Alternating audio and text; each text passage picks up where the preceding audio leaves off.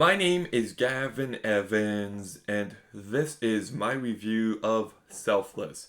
And I went into this movie with low expectations because I've heard nothing but terrible things.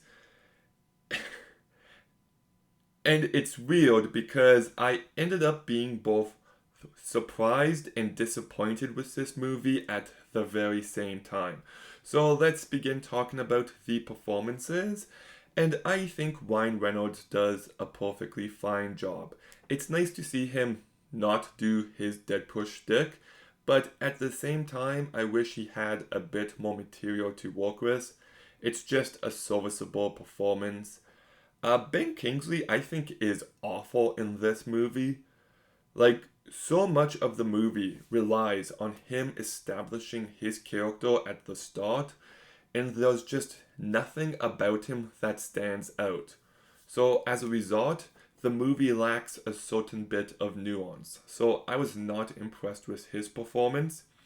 Natalie Martinez, I think, does a pretty decent job. I liked what she brought to this movie. Matthew Good has nothing to work with. A very generic character, just completely wasted. And Jeannie Lynn Kinshin, I think, does a perfectly fine job. So the acting is a mixed bag. But what really surprised me about this movie is just how interesting the story was. Like, it's about this dude who put his consciousness into a different body, and just the way the movie escalates from there are definitely fascinating elements.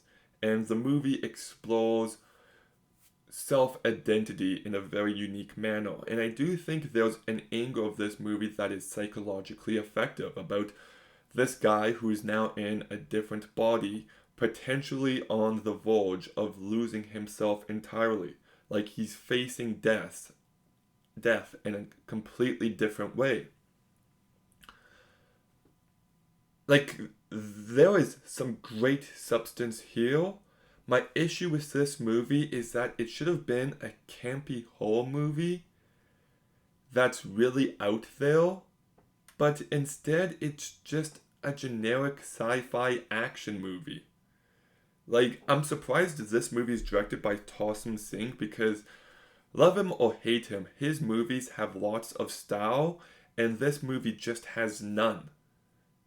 Like, none of his signature filmmaking techniques are in this movie.